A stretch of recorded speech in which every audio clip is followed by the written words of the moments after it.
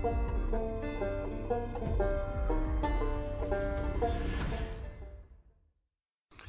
finally, as promised, I'm back with another episode of the Country Road Legends podcast.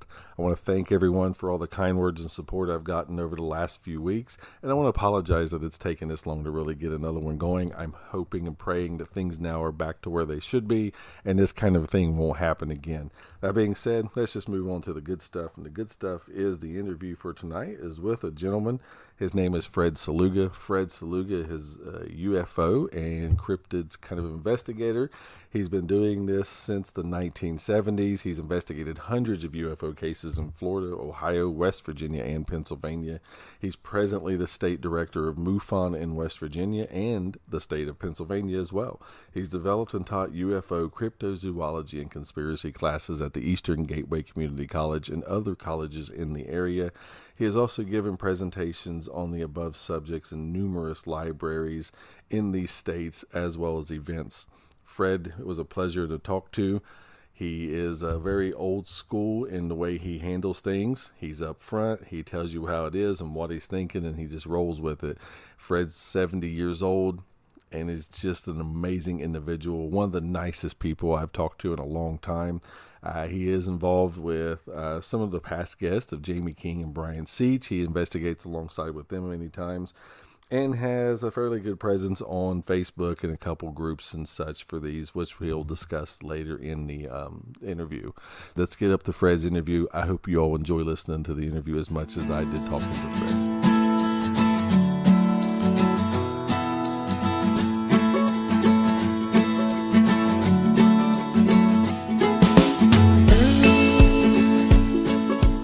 Okay, first of all, my name is Fred Saluga. A little bit about my history. I'm an ex-police chief from Pennsylvania. I worked at a federal correctional institution and a state correctional institution. I was child abuse investigator for 15 years. And I do DUI classes and DUI assessments right now. My interest is in UFOs and Bigfoot.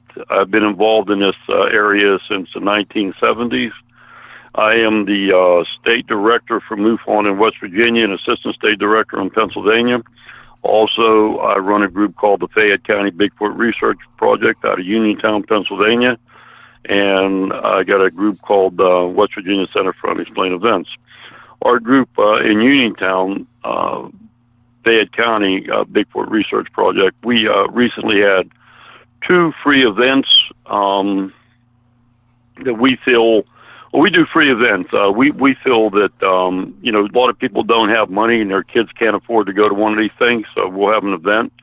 We had one at Patsy Hillman State Park last year, and we got over 500 and some people attended that. And then we just had one recently at a place called Morrell Fire Department near Connersville, Pennsylvania, and they had 750 people come in and out that day.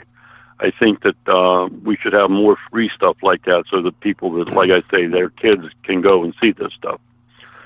And I'm kind of busy with a bunch of other stuff, but like I say, I do a lot of UFOs and Bigfoot investigations. And I'm also into conspiracies quite heavy. Yeah, well, that's why Jamie said we would match quite well, because that's pretty much about where I lay on everything and stuff. And I love the fact that you guys do all those free events.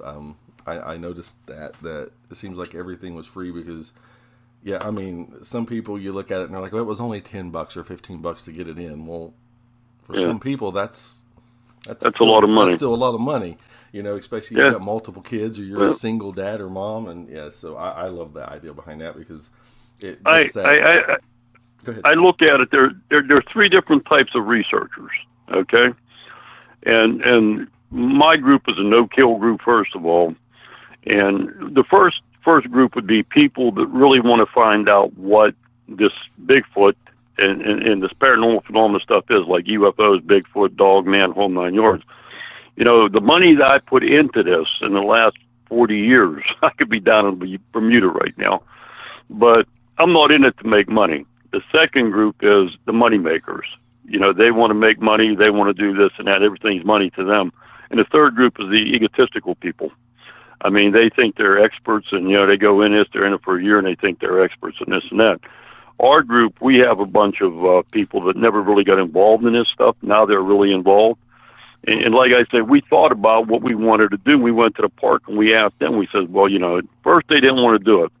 And then they says, okay. And like I said, it turned out pretty good. Now we got a bunch of people that are charging pissed off at us, excuse my language. No, you're fine. And I mean, but again, I'm not in it. I'm in it to find out what's going on. We talk to people and they talk to us, and that's the whole thing. I mean, right. That's how you do research, Yeah, well, even the best science researchers, the scientific ones, but none of them got rich when they were doing the research. It was after they found out, they were poor, broken, eating ramen noodles most of their life. So, but but if you look at it, you hear somebody say like Bigfoot, I'm an expert. There ain't no experts. Mm-hmm. I mean, if there was an expert in there, then we wouldn't be looking for it. I mean, but again, this is how they make their money. Yeah. I'm an expert. I'm a keynote speaker. They charge $50, $60 to speak somewhere, and it's ridiculous. Yep, I absolutely agree.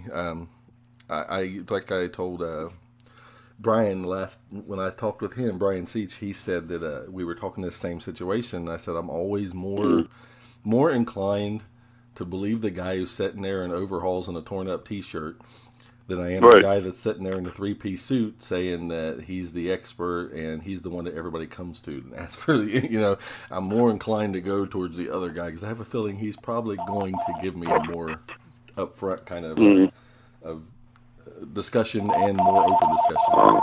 Don't worry about that. I got one where the dog's attacking me and everything. But like I say, I've done UFO investigations in Florida. That's where I really got started at. I was into UFOs when I was here back. I got married and I left Pennsylvania in '85 and moved to Florida. But before that, I was into UFOs and Bigfoot and all of that. And then, like I say, that's when I was a cop. That's how I became involved in it.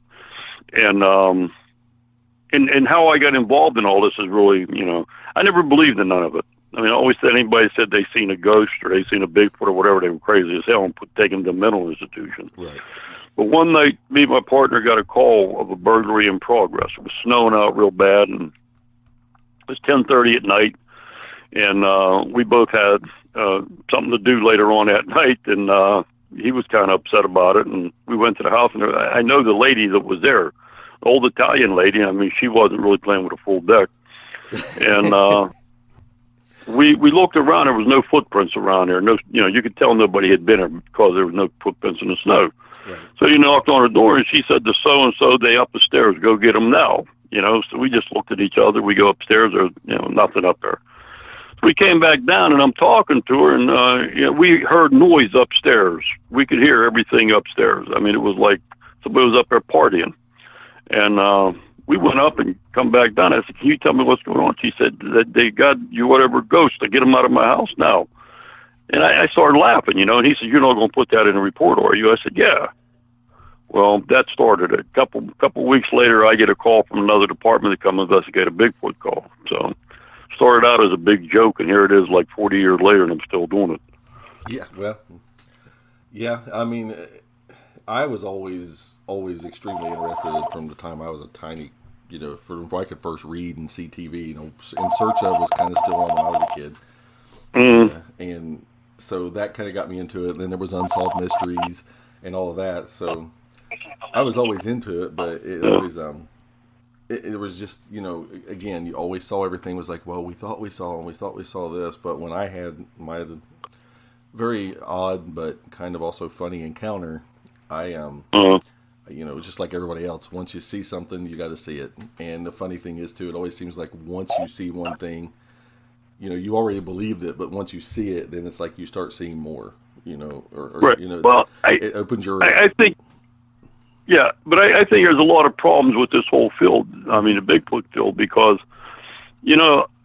I've been in this for 40 years, say 50 years, okay, since I was about 20. I'm 70 now. And then you take Brian, he's been in it for like 30 or 40 years. You take Paul Johnson, 30 or 40 years. Stan Gordon. None of us has ever seen a Bigfoot, right? Which is odd. We're looking at almost 200 years of experience here. How can people see a Bigfoot every other day. Yeah. I mean, I'm not saying they can't, but I find that, you know, some people, I don't know. I mean, it's unreal. I mean, some people like Native Americans, all right, for some unknown reason, they actually have more sightings of Bigfoot than we do. Mm-hmm. I mean, I'm a Polish Dago. I mean, you know, and I mean, I know a girl, like, she's seen Bigfoot twice. I mean, you can tell she's seen it because of the way she talks. But like I say, a lot of people, they see Bigfoot. Do they really see Bigfoot? I don't know. Yeah. I mean... Yeah, I mean, you know, 1, 2, 3 in your lifetime is a possible... Yeah, but I totally agree. When you hear the stories, it's like, oh, I've seen it 27 times in the last month. Yeah. You know, I live with it. Or, I mean, not saying that these people don't see something, aren't interacting in some way with something, you know, but it is odd. You know, like I said, my encounter was very happenstance, by chance. And what I've noticed is, like, you know, not that I see it more than, you know, I've seen like footprint things or something like that occasionally, you know, maybe twice other time in my life so far. But I noticed it kind of opens your eyes to be, you know, understand that there are really strange things out in the world. So you kind of seem to look for other things. You know, you're looking at the sky more, you're paying attention to what's happening around you more things. But yeah, I totally agree. You know, I don't want to downplay anybody, you know, and making them say I didn't see it because I wasn't there. You know how I know about that. But at the same time, well, it is hard to have, you know, like the experts. Yeah. I see them 27 times a week. Yeah. You know? I normally tell people, I believe that you believe you've seen it. Mm-hmm. But if we're looking at it from an evidence standpoint, there is none. Right. Absolutely. You know, I'm not calling you a liar. I believe that you believe you've seen it. Okay. But as far as me, you know, going with it, I can't because I have no other evidence, you know? Yep. And people get kind of ticked about it, but I mean, that's the way it goes. I mean, you know. Oh, yeah. No. I mean, I exactly how I tell my wife. You know, I told her, you know, this is the kind of thing that I saw. I can't prove that to you. You know, maybe I was just a crazy kid who was just freaking out at that time because we were playing a game and I didn't want to get caught in this game, and I imagined it. I can't say I did or didn't. You know, I can say the branch that it broke in front of me, I seen break, but but I can't prove anything. I can't take you. Well, it's like, you know, you go out in the woods, all right, and a lot of times if you're at a distance and you're looking, you might see a head, what appears to be a head standing behind a tree looking at you. And, you know, but then you get there and there's no head. So did you really see something or what? I mean, and see, I think that's the whole thing with this whole field. I mean, again, I don't know if they told you I'm into the paranormal Bigfoot myself. I mean, I believe he's interdimensional. Same here. And, Same here. I believe it's, and I mean, it's not dimensional, it's a poltergeist type thing. You know, that's just how I am. Yeah, it is. I mean, it's not a flesh and blood animal. I mean, I go along with it. I'm not saying, well, let's say I'm not saying it isn't because we don't know what it is. But I lean towards the other theory, whereas Bigfoot can be there and a minute later he's gone. You don't see him. Absolutely. And I think this is what a lot of these things like the tree thing. I mean, I think they're there, and as you're walking up, they can actually, can they vanish or can they just fit in somewhere? Mm-hmm. I mean, you know, we got a lot to learn about this stuff yet. I mean, like I said, I've been investigating Bigfoot for like 30, 40 years now. And every time I turn around, it's something new. I mean, you know, I talked to a lady here about a year ago, school teacher, a retired school teacher. And I had on a T-shirt that said, Bigfoot is interdimensional. How's it Creature Weekend? And she says, well, I really want to talk to you. I said, well, why? She said, I seen a Bigfoot like 30 years ago. I said, really? She said, yeah. She says, it came in my house. And I'm looking at her, you know, she says it just came in, it just appeared. And it said, I want to learn what humans do, telepathy. Mm-hmm. And she says it was there 2 or 3 times and it left. I mean, is she lying? I don't know. But I mean, is she telling? I believe that she believes Bigfoot was there. I mean, the way she was talking, you could actually tell the cracking in her voice and that. And another thing, like I say, being an ex-cop, I mean, I've interviewed I don't know how many thousands of people. Yeah, you know. I mean, you can tell. Yeah, you can tell when somebody's lying by the way their voice is and the way they act. I mean, you know, and she wasn't lying. I mean, this woman had she was telling the truth. I mean, so again, what is it? I mean, we don't know. We have no idea what it is. We have no. Well, UFOs, I think the government knows what they are. And I think Bigfoot, the government knows what they are, but they ain't telling us, you know? Yeah. You know, you hate to get into that part of it sometimes because people always like roll their eyes at you, but it would be odd to me to think that, number one, like you said with the UFOs, we wouldn't have something just for the case of national security in general. Right. And then with the Bigfoot, that's even if it's flesh and blood, to think that they wouldn't know about something that, if it's as intelligent as some people say it is. I mean, honestly, if it's truly that thing could rule the world. You know, it wouldn't take very many of them to just take out half of a country in a second or two. You know, so you know, and you know, it's crazy you said that. That story you gave me goosebumps because I just listened to one, I don't know, probably 2 or 3 weeks ago, and the title of the show at that time, it was with Timothy Renner's Strange Familiars. Called Astral Bigfoot, and the guy that was being interviewed had the same thing. He said he actually seen it like walk through the walls, through the house, through the walls, and go. Right. And you know, this dude was hyper excited, you know, telling, and then he got a little, you know, you start hearing it come down when he's like seeing it, and you can hear the fear coming, and he gets all excited again, describing it, and so yeah, I never thought I would hear another story like that again, let alone that it happened 30 years ago. So but I agree. It you know, flesh and blood. Yes, everything in the animal kingdom adapts one way or another to its environment. You know, obviously they've been seen for thousands of years. But at the same time, in that thousands of years, you know, either one, we've had bodies, they've been found and taken, or let's say, you know, when they are here, I do believe when they're here, there's something solid, there's something physical, because they're leaving footprints, they're leaving things. But like you said, they can step into something we can't, and they're gone. I think they're here, like you say. I think they're actually animal-like when they're here. But I think, again, you've had many people, like I talk to a lot of guys, they say, well, I killed a Bigfoot, and killed it. Where in the hell are they at? Where's the bodies at? Yeah, well, you know, and then now it ends with, well, we left. Well, why did you leave it? Well, yeah, but now the big thing is there's government agents that come take it. All the Bigfoots are chipped. Yes. Really? I mean, come on. I've heard that one. But again, I mean, you know, you look at it, and I don't know. I mean, like you say, they've been here thousands of years. I've talked to people down here in Pennsylvania. We got a place called Dunbar. I mean, I think that Dunbar, they have more sightings than anywhere in the world. But anyway, they said back in the day they used to feed them. I mean, Bigfoot and them was like, you know, their kids would play with a Bigfoot. I mean, and you know, you look at it and say like, wow. I mean, what happened? Why don't they do that now? I mean, and you hear stories of that from back in West Virginia, the mountains of West Virginia, the same thing. I mean, Bigfoot was family to them. I mean, but all of a sudden, it's no longer. I mean, why not?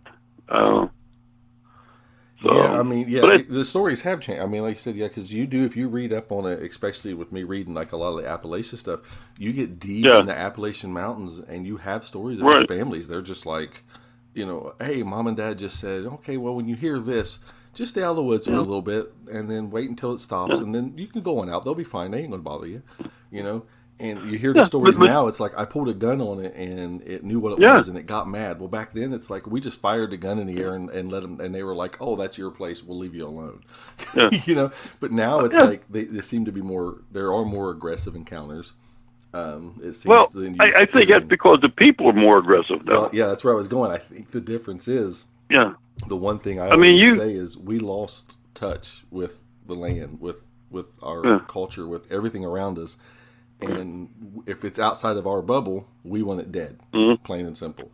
And you know, who's to say Bigfoot isn't a shapeshifter and he's actually us? Well, yeah. I mean, he can actually be one of us. Yeah, you can't say anything. I mean, you can't say anything you come up with could be true. Is honestly the way it is with Bigfoot. So, you can't. I mean, and people don't. Go ahead. People don't understand that. I mean, Bigfoot's an animal that'll hurt you. 9 out of 10 times. I've never really heard of Bigfoot killing anybody. I mean, I think if you piss something off, no matter what you make mad, it's going to come at you. Right. But most of my they had the one case down here at Ohio, not Ohio, at Salt Fork. I don't know if it was on TV, Mysteries and Monsters, whatever. And about the family went hiking down there, grandma, grandpa, mom, dad, and 3 kids. One kid was 9, one kid was 7, another kid was 5. And they went down over the hill, and this little girl was a 5-year-old. And the 2 older kids, they seen the Bigfoot there, and they took off running. You know, oh my God, it's a monster! You know, they're yelling and screaming. They get up to the top of the hill, and it was like 3 or 4 minutes before everybody realized the little girl was still down there with the monster. So they go running down there. The little girl sitting there, and she says, "Well, I asked it to play with me, but it left." Yeah. I mean, again, you hear stories like this with kids that, you know, kids ain't gonna lie. I mean, a little kid like that, it's gonna tell you what happened. I mean, you know. It's but like but that again, kid here recently, the one they found, you know, the bears kept me. Yeah, that was gone 3 days. I mean, you know, that's a little in the snow. weird. It was 18 degrees. He was in nothing but like regular clothes and a light jacket, and it was snowing. And it's like, okay, when was the last time you seen a bear sit down with a kid and hug around it and put it in some thicket and keep it warm? You know, it's like, well, he'd have been a good dinner for the whole brood. Well, that too. And I'm secondly, looking at it as a nurse for 20 years, thinking, yeah, he would have had some hypothermia issues. So, well, but most of the bears are what's called hibernating at this time too. Yeah. I mean, so how would a bear really be out there? I mean, you look at a lot of like again, you take what's his name, 411 missing. Oh shoot, yeah, missing 411 guy. Yeah, Dave Pilates. Yes. You know, again, Dave and I had a discussion one time about Bigfoot actually taking these kids. Yeah. And you know, I talked to a guy, and my thing here is, I think Bigfoot's involved in a lot of this.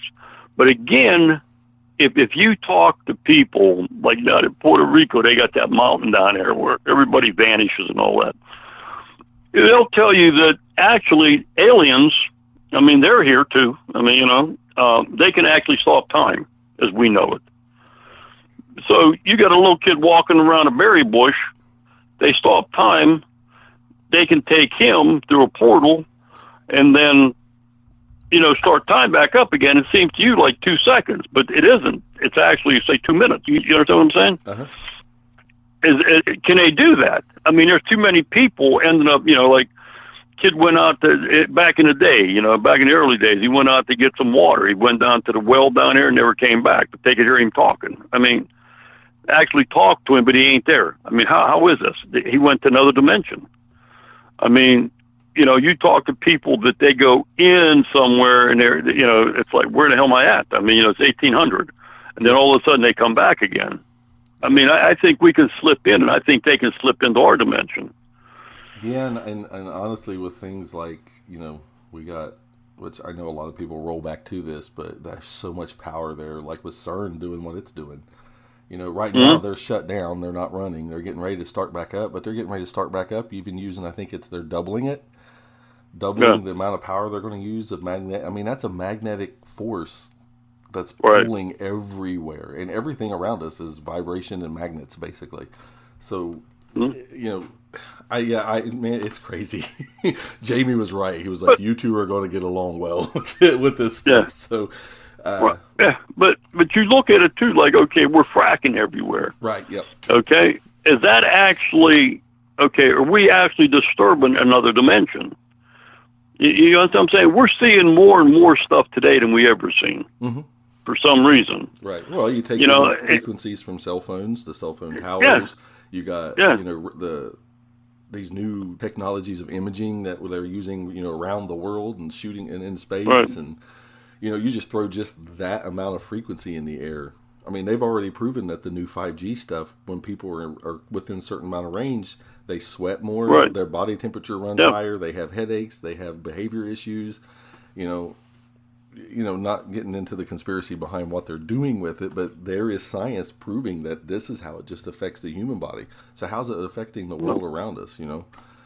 And right. So. Well, but see, again, the people that run the world don't care. Mm-hmm. I mean, you know, they're not worried about it.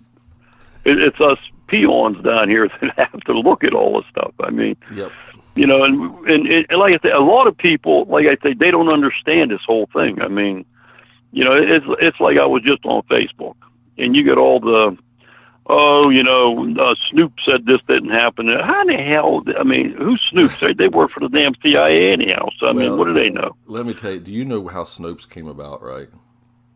No. Okay, I Snopes really don't was know. started by a guy and his wife. Yeah, I know that. During that time, this is just, again, I could be wrong. If someone wants to correct me, absolutely. But I've read this in multiple places. And if you look up the people who are the main people in it, you'll see that this is what it looks like. So during the time they were starting it up, or a little bit before it, he cheated on his wife with a prostitute. Oh man, that's the three people that started and run Snopes, and yet people use that place as a 100% an indisputable source. And the only time, if you watch Snopes and you pay attention to it, I hate Snopes. I just absolutely hate it. Anything that says fact checker, you're biased, plain and simple. But if you really watch Snopes, the one that everyone uses except for a few places, if it goes along with how they believe, then it'll be fine. And you can see that. You can just go along and look at their stuff. If it goes to something that there's questionable, I guess what I'm trying to say here, conspiracy behind it, which again always ends up being true 90% of the time, or if it's something that may be a little sensitive at the time, they'll be like, oh no, this is fake. Well, how's it fake? Well, he actually said it, and what he meant was this. Well, how did you know what someone meant when they said it? So yeah, I have a huge issue with them. So yeah, it's like right now you got this Ortelia Cortez, this goofy ass woman from New York, Congress lady. And somebody put on there, about, what's his name? The guy that's running for president down in Texas. I don't know. I can't pronounce his name. But anyhow, he was saying politics, he was saying that wounded servicemen and people over 60 are like old fools and should be discarded. So, Ortez, she probably said the same damn thing. I mean, because she's one of these ones, the young people listen to that. So I put that down. It said that she said people over 80. So I put it down. I get three people come on and says, well, she never said that. How can you prove this? No, I'm not in to prove it. Stay the hell off my site. I mean, you don't like what I say, don't come on. Yeah. Well, it's like I said, I got that thing I put on there the other day. You don't have to like me. I'm not a Facebook post.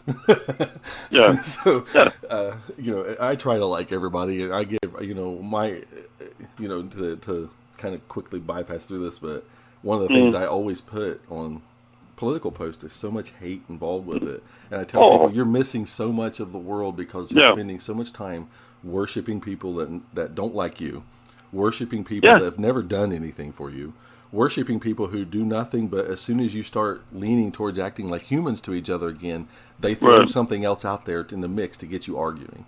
It's like if we took the time and the energy it takes to hate each other like everybody is over it, and just started bringing back family, neighborhoods, being kind to your fellow man, we would have all the power of the world. Our country would be back to where it used to be, but no one's going to do that because I get attacked. I get attacked.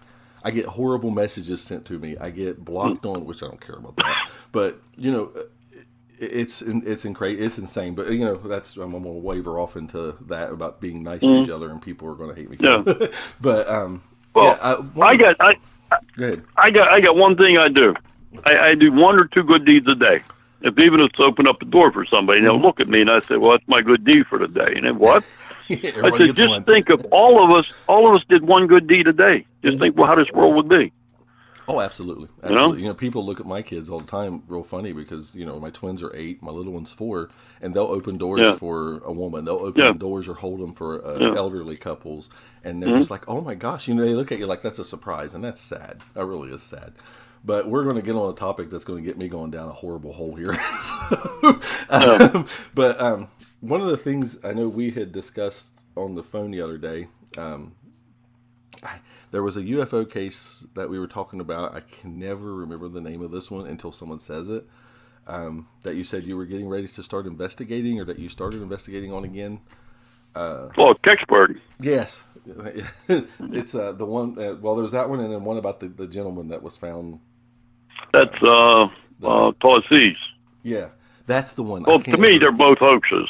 Right. To me, they're both hoaxes. Yeah, that's where I wanted to get thing on that, because I like the way you were looking at it and stuff when we were talking before. Well, let's talk about Kecksburg. Okay, Kecksburg Kecksburg did happen. Something landed there. There's no doubt about it. This was back in '65. Now you say, is it Kecksburg? Kecksburg, Kecksburg, Kecksburg, Pennsylvania. Okay. It was December 9th, 1965. And something landed there. I mean, and you know, again, what was it? I mean, for 40 years or 30 years, nothing was ever said about it. Then all of a sudden, Monsters and Mysteries wanted to do a show on it. Mm-hmm. Then all of a sudden, it became a UFO. You know, then they said, "Oh my God, they seen the hands coming out." It's all bullshit. You know, This was a man-made thing by certain people to make money, and that's all it was. And you know, one guy says, his name's Owen Eckler. He says that it was actually one of our satellites that came down there. That's why they acted so fast, because it had radiation in it. It was a spy satellite, and we couldn't say nothing due to the fact that we had an agreement with Russia. Then other people say it was the Russian satellite that they were sending to Venus that came down and crashed. Right. And that's why it came from the Cosmos 96 or something. Yeah. Okay.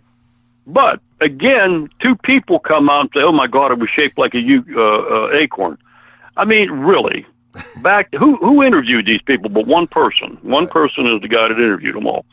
And I mean, you know, and now I found out that actually on December the 9th, 1965, that something was, one of our spy satellites was actually shot up from Vandenberg. This is what Owen is saying that happened. It came down there. Mm-hmm. But, you know, again, you know, they took it to court, okay? You know, it became the Roswell of Pennsylvania, you know, and you know, oh my God, yes, and they knew damn right well they wasn't going to get nothing off. They went with the Freedom of Information Act. They knew damn well they were going to get nothing off of NASA. NASA ain't going to give you nothing. But it was, well, we were going, you know, we want congressional hearings. You don't want nothing like that. That's all talk. Yep. You know? It's a bunch of heads. But I will find out what it was sooner or later. I mean, you know, and the Todd Seas case is even better than that. Okay? Yeah. Well, on the Kecksburg event, real quick, just kind of throw out there for people who's probably never, ever heard of it. Like he said, on December 9th of 1965 in Kecksburg, Pennsylvania, there was a fireball reported by citizens of 6 U.S. states and Canada. It went over Detroit, Michigan, Windsor, Canada. Everything was said from it was a meteor bolide burning up in the atmosphere, descending at a steep angle. As you said, NASA, which means never a straight answer, released a statement in 2005 reporting that experts had examined the fragments from the area, determined that they were from a Russian satellite, but records of the finding were lost in the 90s, of course. Right. As you said, they went to court for all the Freedom of Act, and it ended up coming to be a lot of people lean more toward the Soviet space probe Cosmos 96. So. But see, the person that does all this believed that. Mm-hmm. I mean, I got newspaper clippings where he said that it was a Cosmos plane, the Cosmos thing.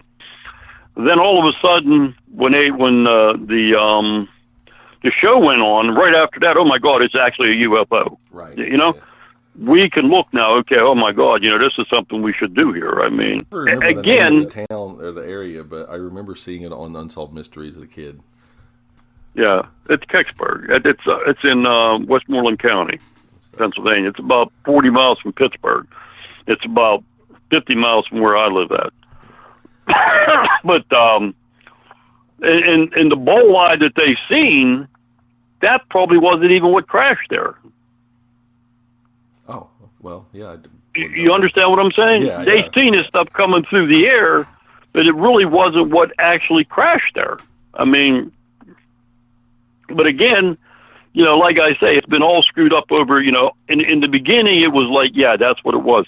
And another thing you got to look at, no UFO organization ever got involved in that, except MUFON, and that was Stan Gordon when he was the state director for MUFON from Pennsylvania back when he actually started this stuff.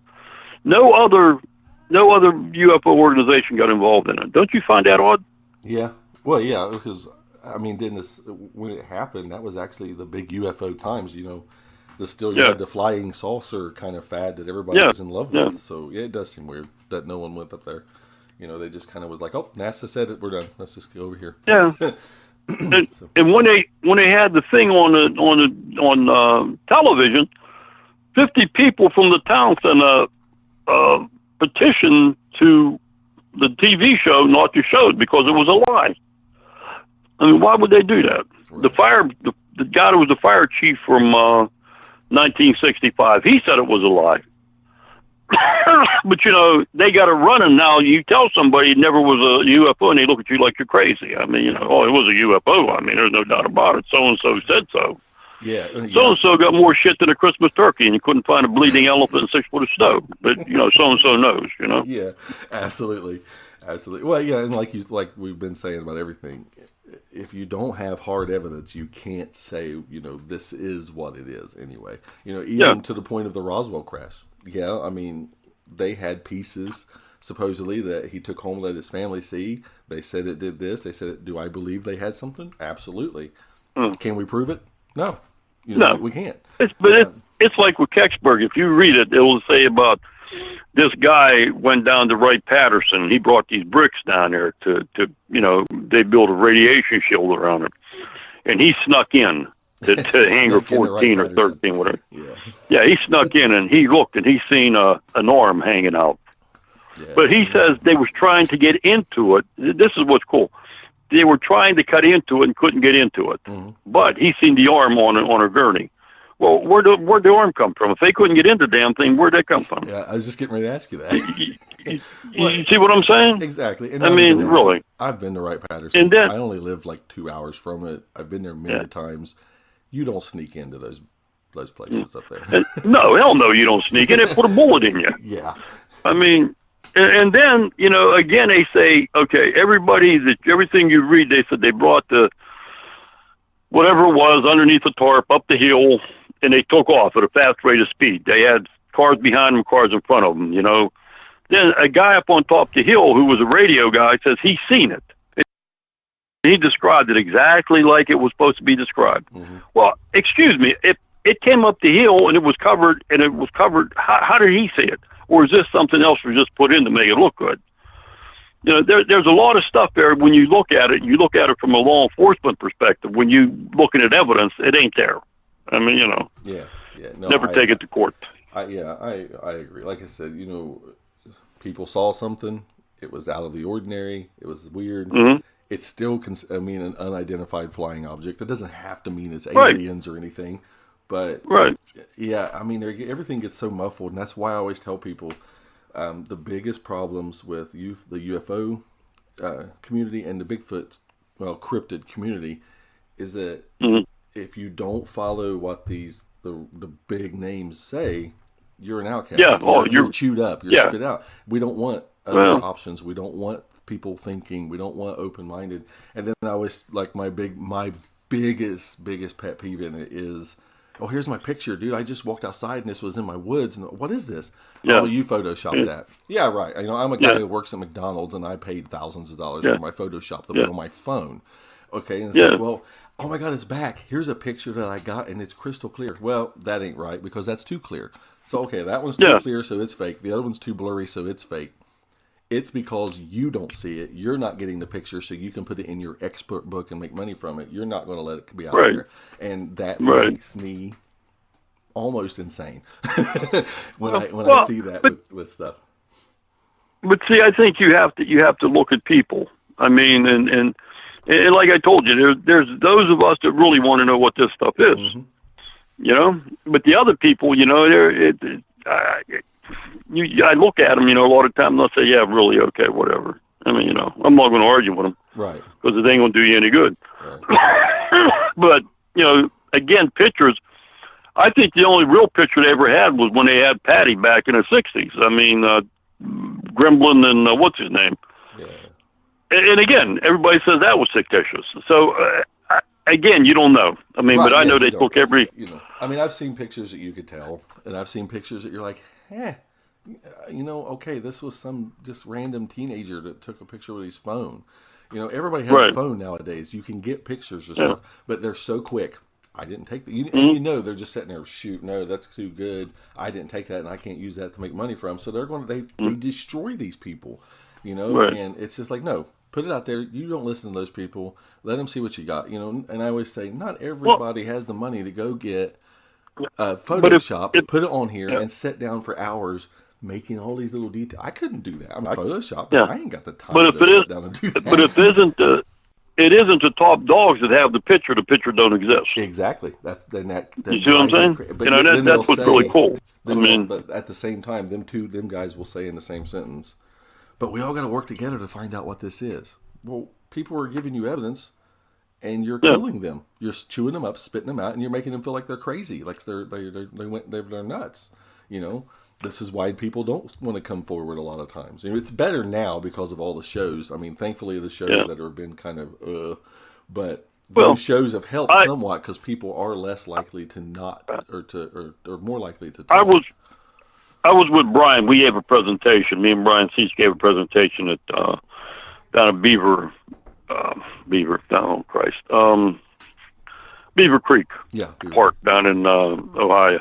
Yeah. And the guy asked me, I was standing with a BFRO man, like BFRO. I mean, they do their thing, right? Mm-hmm. But there's so many UFO reports, and if there's a Bigfoot report with the UFO report, they throw it away. They don't want to talk to them. But, you know, and the guy asked me down there, and the BFRO guy was standing there, and he says, well, do you watch Finding Bigfoot? I said, no, I watched 2 times. He said, well, why'd you watch us? Because if they'd have found him, the show wouldn't be there no more. So what's the sense in watching it? There would be no season 2. Yeah, you understand what I'm saying? Absolutely. It's the same with UFOs. If we really find a UFO, just think of all this shit that ain't going to be there. MUFON ain't going to be there, you know? And again, does MUFON know of anything? I mean, I'm a state director. I shouldn't be saying this, but I think they know things they ain't saying too. Mm-hmm. You know what I mean? Well, so, you got to have, you know, you got to have your, I guess, ace in the hole kind of thing. You know, in case something comes up, then you can pull it out and get your part into the, you know, let's say it lands in the White House lawn. Well, everybody's going to want to say, well, we told you. Well, someone or the bigger groups have got to have some kind of like ace in the hole. You know, it's kind of like, there it is. See, we were involved. Here's the evidence we had, but we didn't want to show people and freak them out. You know, and get their part into it. So, you know, that's totally understandable, but yeah. Well, but see, back in 52, they were on the White House lawn, and our planes chased them and couldn't catch them. Right. I mean, that's fact. They White House. Yeah, there's pictures and all kinds of crazy stuff of that from back then. But now, I think 99 out of 100 things we see in the sky is actually ours. Yeah. Black projects and stuff. And I mean, people don't, oh my God, you know, like we had a case down in West Virginia about 5 years ago. And a couple guys, I don't know if you probably read about it, a couple guys came out of a coal mine. They was down in a coal mine working, they came out and had a cigarette break. Well, they wasn't supposed to be outside having a cigarette break.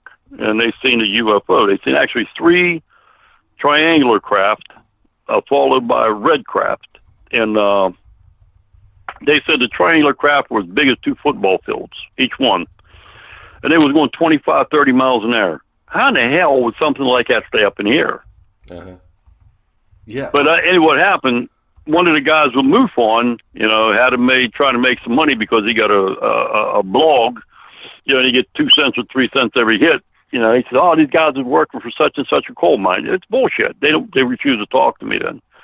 But I mean, you look at it, and I mean, how can this happen? I mean, I don't know. Like, I was abducted when I was like 4 years old. I'm going to do it someday. I'm only 70 now. I'll wait till about 80. Someday. And but I got a cat. Okay, I'll bring my cat into this. I think my cat has something to do with all of this because, you know, it's like I hear noise at night now, and the cat just, you know, he stares. I mean, is there something in my house? I have a lot of times, like one time I found a thing on my toe, my big toe, a drawing on it. And my daughter got the picture, and there's no way I could have done it. And it happened at night. So, again, you know, am I being abducted and I don't even know it anymore? I don't know. But if it is, I mean, they ain't probing me or nothing, so I don't really give a shit. I mean, you know. Yeah. I joke about the probing a lot with I tell people, I'm like, well, sometimes you gotta do things for the better good. Yeah, But I tell that to a lot of cops. You know, when they my license plate is UFO hunter on my car, and a lot of the police I know them, and they this and that and this and that. And I say they'll say, well, it's a bunch of bullshit. Well, I can name you about 15 cops that got probed, so don't tell me it's bullshit. Right. Yeah. Well, you hear it on some other shows that are fairly credible. Yeah. They'll have cops on or tell stories from cops. Of course, most of them don't want their name out there because people will. Yeah.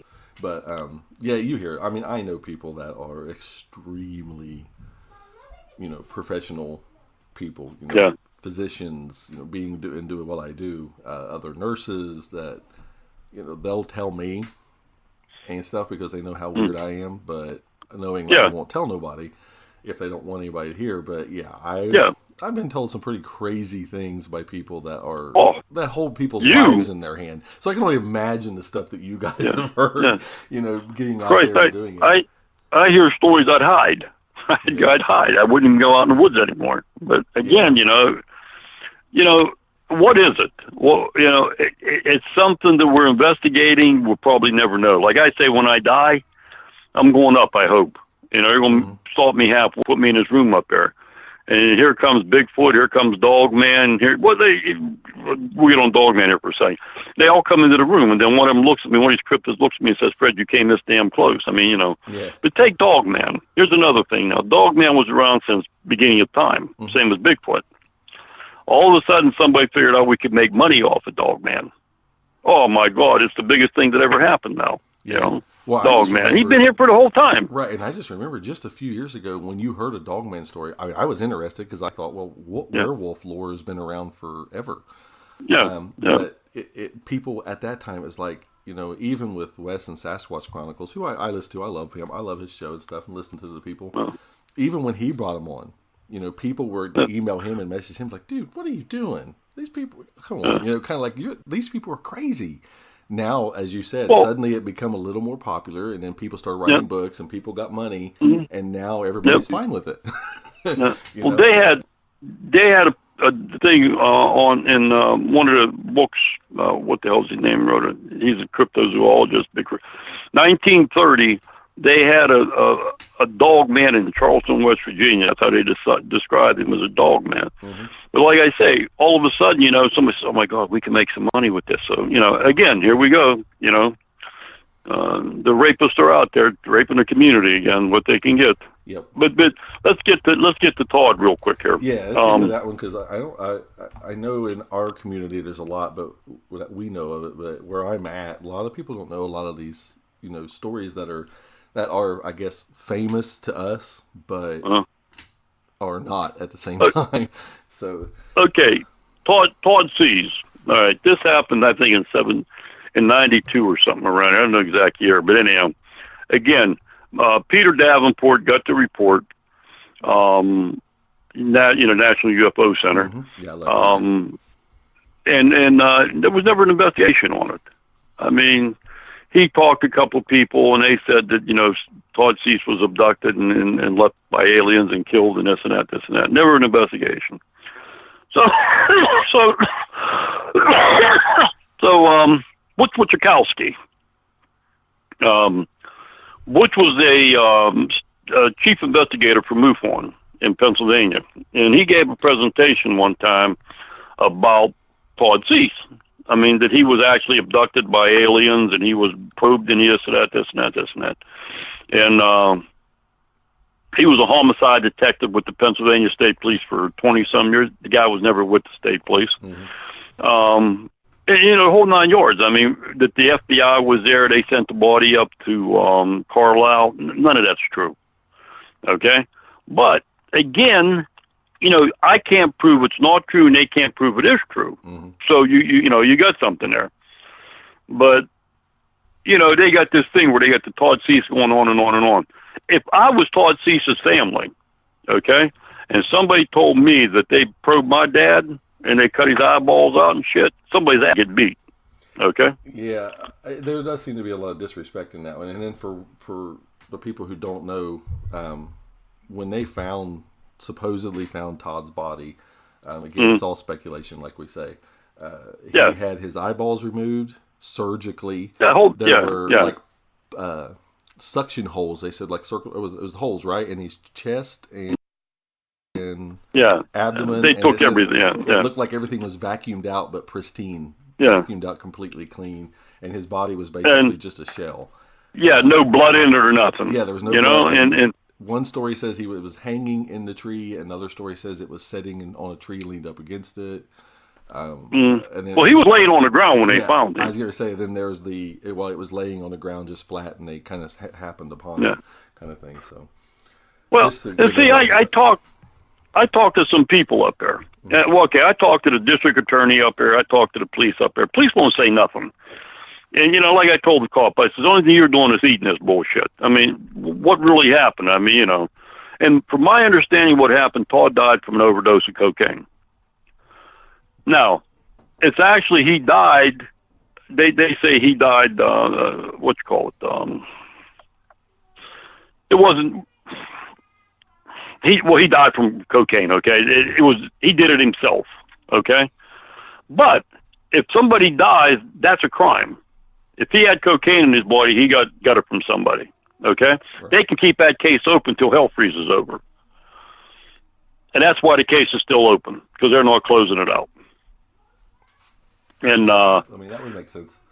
Yeah, I hate you hate it because again, this is a guy who had children and a wife and stuff, and none of us mean any disrespect for him, but yeah, the way they're just playing on it, that's where I have the problem too. It's let's just keep putting salt in that wound on this family, when they may want to know exactly what happened, but at the same time, they have to move on with their lives without having people hound them all the time and making up different speculations on what happened. And they turned around here about 45 years ago, and they said, "Oh no, it was a military hit."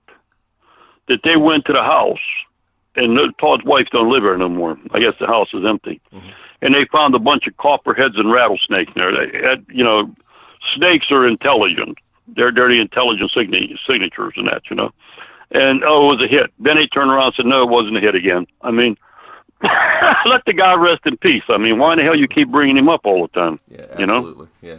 I mean, it's an interesting situation with how it all kind of came about so quickly to everything and what happened. But, did it happen one way or the other?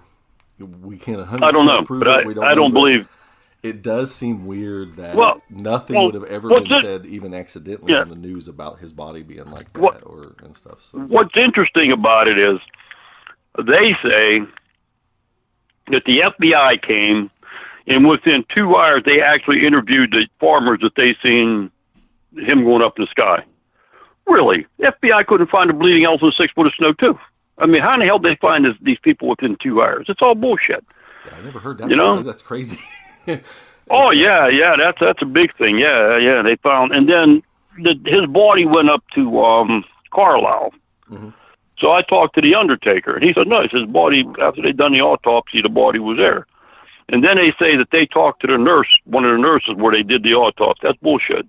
That's HIPAA. Well, not only she'd be sued. I'm an RN. Been one for 20 years. We don't really work with autopsies. Yeah, they said that this lady told them what happened. See, I can't believe half of it, and no, both of them are liars. That's another thing too. I mean, it sounds good when you say, "Well, we're investigating this." Oh my God, Henry, they're investigating this. The UFOs got this man. Ain't they scared? I mean, come on, really? Yeah, it's been a case that I almost cringe when I hear it come up, just because I feel so bad for the family. Honestly, even if let's just say, to get here, that is how it happened. He was sucked up into the sky. He was in an alien craft. They killed him. They dropped his body off, basically a shell.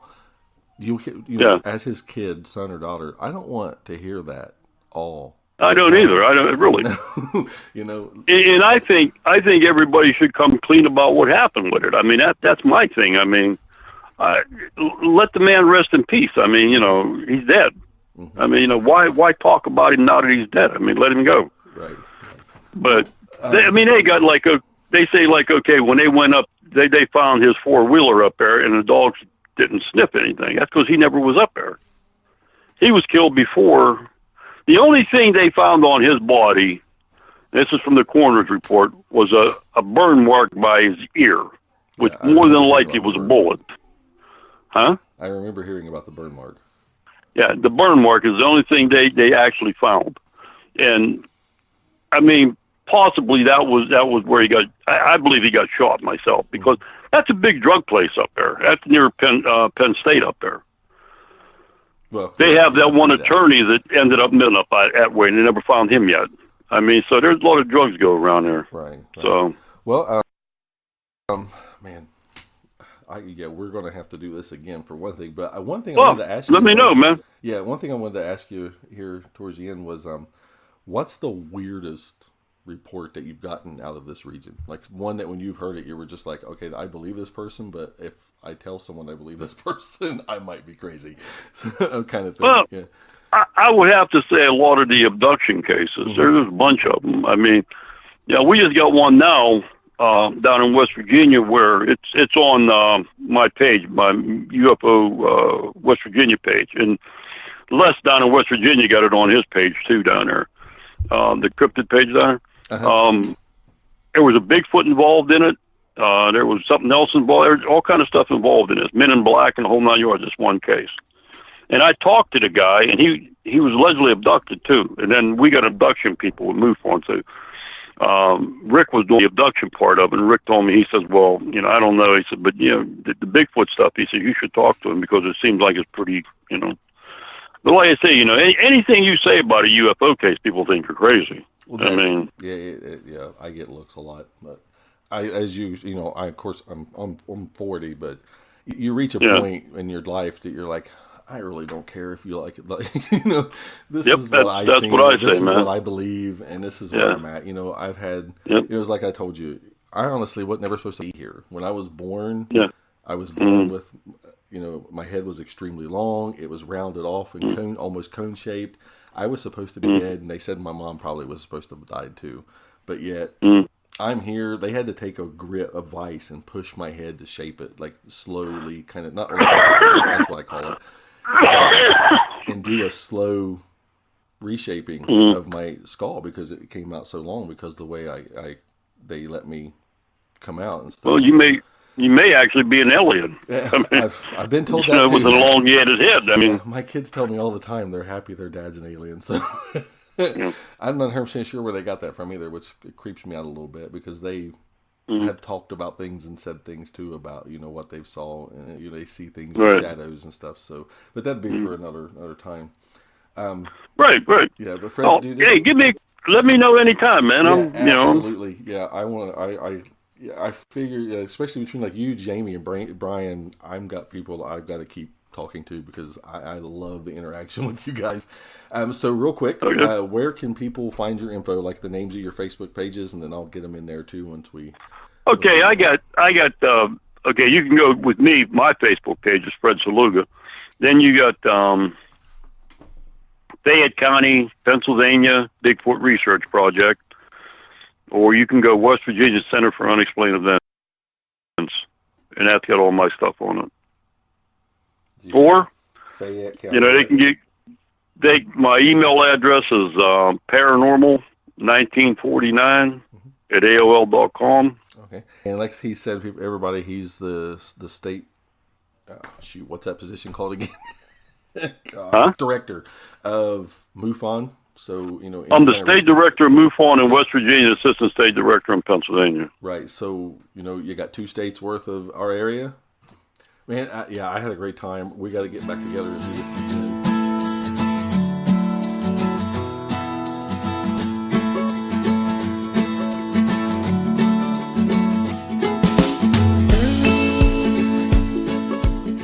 Well, I hope you enjoyed that episode of the Country Road Legends podcast as much as I did. Getting to talk to and to know Fred Saluga was quite a pleasure.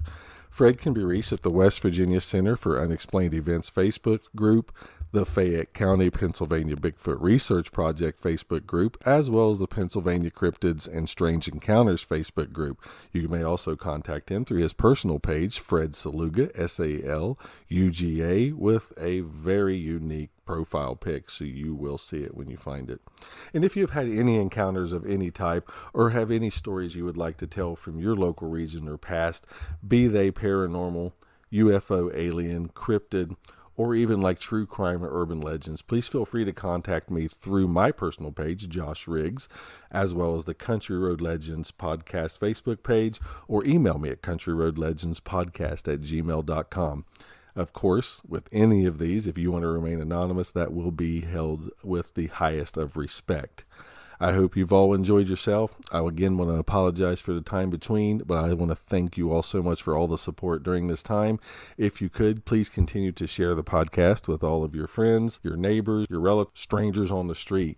I really would also appreciate if you go to Podbean, become a subscriber on there, as well as the Apple Podcast, Stitcher, Breaker, all of these places.